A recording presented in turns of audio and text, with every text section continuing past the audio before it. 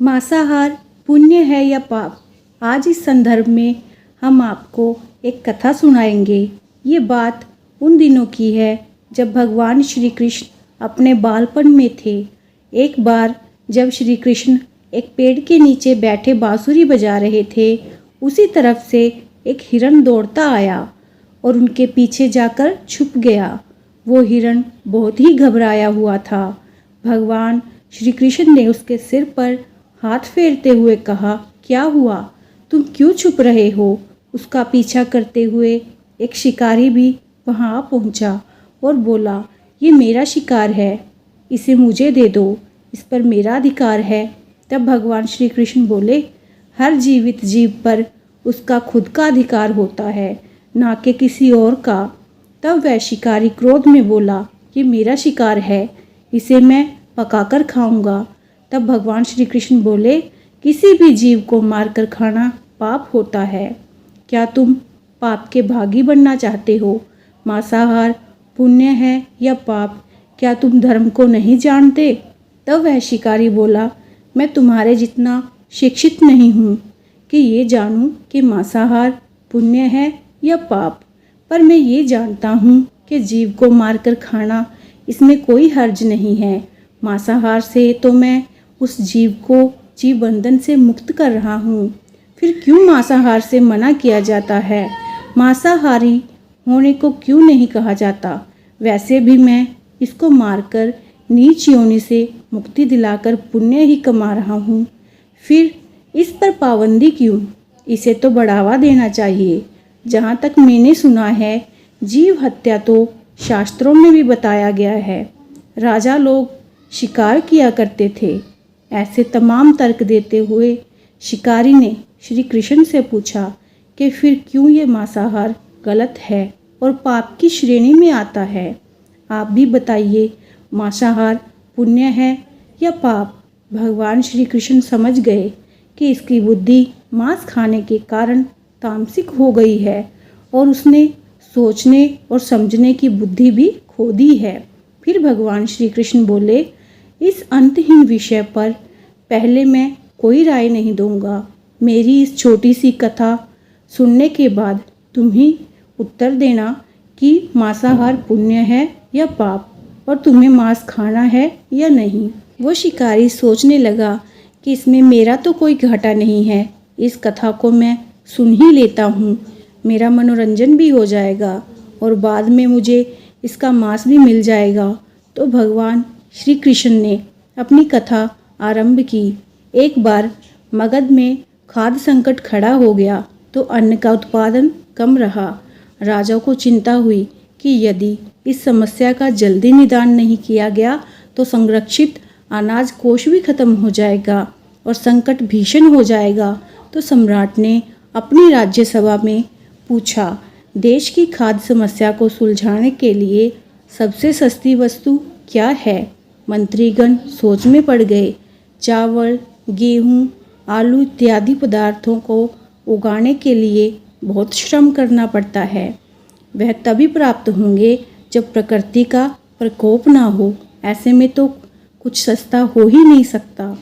तभी शिकार का शौक रखने वाले एक मंत्री ने सोचा कि यही उत्तम अवसर है, क्यों ना अंधाधुंध शिकार के लिए राजा की अनुमति ले ली जाए।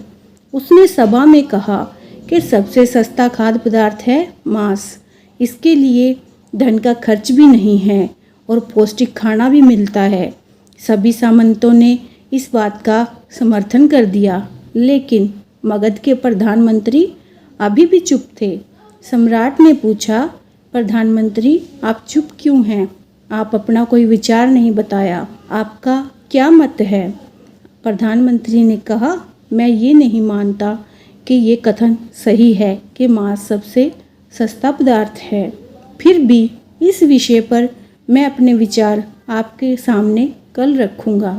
प्रधानमंत्री उसी रात मांसाहार का प्रस्ताव रखने वाले सामंत के घर पहुँचे। सामंत ने इतनी देर रात प्रधानमंत्री को अपने घर आया देखा तो वह घबरा गया। किसी अनिष्ट की आशंका से वह कांप गया। प्रधानमंत्री ने कहा, संध्या को महाराज बीमार हो गए, उनकी हालत बहुत ही खराब है। राजवैद्य ने कहा है कि किसी शक्तिशाली देह का 2 तोला मांस मिल जाए तो राजा के प्राण बचाए जा सकते हैं। आप महाराज के सबसे विश्वास पात्र हैं, इसलिए आपसे योग्य कौन होगा। इसके लिए आप जो भी मूल्य लेना चाहें ले सकते हैं। आप कहें तो इस काम के लिए मैं आपको 1 लाख स्वर्ण मुद्राएं भी दे सकता हूँ। एक बड़ी जागीर भी आप मांग सकते हैं, बस आप अपनी इच्छा कहें। मैं कटार से आपके हृदय को चीरकर बस 2 तोला मांस निकाल लूँगा। ये सुनकर सामंत के चेहरे का रंग फीका पड़ गया। वह सोचने लगा, जब जीवन ही नहीं रहेगा तो लाख स्वर्ण मुद्राओं से मैं क्या करूँगा, और बड़ी जागीर भी किस काम आएगी। वह झटपट अंदर भागा और अपनी तिजोरी से 1 लाख स्वर्ण मुद्राएं लेकर आया। स्वर्ण मुद्राएं देखकर उसने प्रधानमंत्री के पैर पकड़ लिए और गिड़गिड़ाते हुए बोला, श्रीमंत, मैं आपकी 1 लाख मुद्राओं में अपनी 1 लाख मुद्रा और मिलाता हूँ। इस पैसे से आप किसी और सामंत के हृदय का मांस खरीद लें, किंतु मुझे जाने दें, ये बात किसी और को पता ना चले। मैं आपसे आग्रह करता हूँ। प्रधानमंत्री जी ये सब समझ चुके थे। वह उसे थोड़ी और मानसिक पीड़ा देना चाहते थे। प्रधानमंत्री ने आगे कहा, सामंत, आप शरीर से बलशाली हैं। आपकी कदकाठी महाराज से मिलती जुलती है, इसलिए राजवैद्य ने खास तौर पर आप ही का नाम लिया है। आपके दान से हमारे अच्छे राजा की जिंदगी बच सकती है। आप कहें तो मैं आपको प्रधानमंत्री का पद देने को तैयार हूँ और खुद आपका कर्मचारी बनकर रहूँगा, पर प्रजा से हमारे राजा ना छीने। सामंत तो फंसता हुआ दिख रहा था। उसने शरीर पर अंग वस्त्र रखकर अपने जूते भी पहन लिए। जैसे ही वह वहाँ से भागने वाला था, वह तुरंत प्रधानमंत्री के पैरों में लेट गया। उसने याचना की कि प्रधानमंत्री, मैं इसके योग्य नहीं हूँ। जब प्राण ही नहीं रहेंगे तो प्रधानमंत्री पद का या राजा का सिंहासन भी मिल जाए तो मैं उसका क्या करूँगा। आप चाहे तो मेरा सब कुछ ले लें, पर मेरे प्राण ना लें।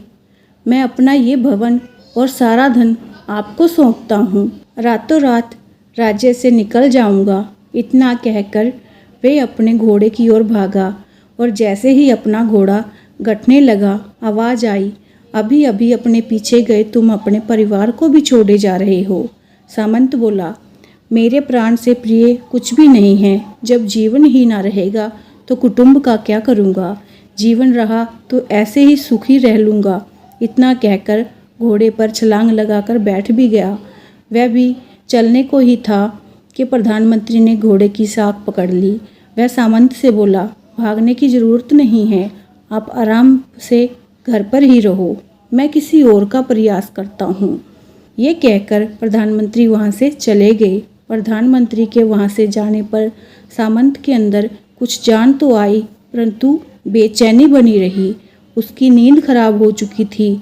मुद्राएं लेकर प्रधानमंत्री बारी बारी से सभी सामंतों के घर पहुँचे और सभी से राजा के लिए हृदय का 2 तोला मांस मांगा, परंतु कोई भी राजी ना हुआ। सबने अपने बचाव के लिए प्रधानमंत्री को लाख और 5 लाख मुद्राएं तक दे दी। इस प्रकार प्रधानमंत्री ने एक ही रात में करोड़ों स्वर्ण मुद्राएं जमा कर ली। फिर सुबह होने से पहले ही अपने महल में पहुंच गया। अगले ही दिन राजसभा में सभी सामंत समय से पहले ही पहुंच गए। सभी ये जानना चाहते थे कि राजा स्वस्थ है कि नहीं, लेकिन कोई भी किसी से भेद नहीं खोलता था। सबको राजवैद्य की तलाश थी, उनसे ही उन्हें कुछ सूचना मिल सकती थी। प्रधानमंत्री ने सैनिकों को आज्ञा दे रखी थी कि जब तक महाराज राजसभा में ना आए, किसी भी सामंत को भी महल से बाहर जाने की आज्ञा नहीं है। राजा सभा में अपनी चित परिचित गति से आए और अपने सिंहासन पर आकर बैठे। सभी सामंतों ने देखा कि कहीं से भी राजा उन्हें अस्वस्थ नहीं लगे। उन्हें तो कुछ हुआ ही नहीं था। प्रधानमंत्री ने उनसे झूठ बोला हर सामंत के मन में यही विचार चल रहा था, पर कोई भी किसी और को कुछ भी नहीं बोल रहा था। तभी प्रधानमंत्री ने राजा के समक्ष 1 करोड़ स्वर्ण मुद्राएं रख दी। राजा ने पूछा, ये स्वर्ण मुद्राएं किसके लिए हैं और कहाँ से आई? प्रधानमंत्री ने कहा, 2 तोले मांस के लिए इतनी धनराशि जुटाई है, पर मांस ना मिला।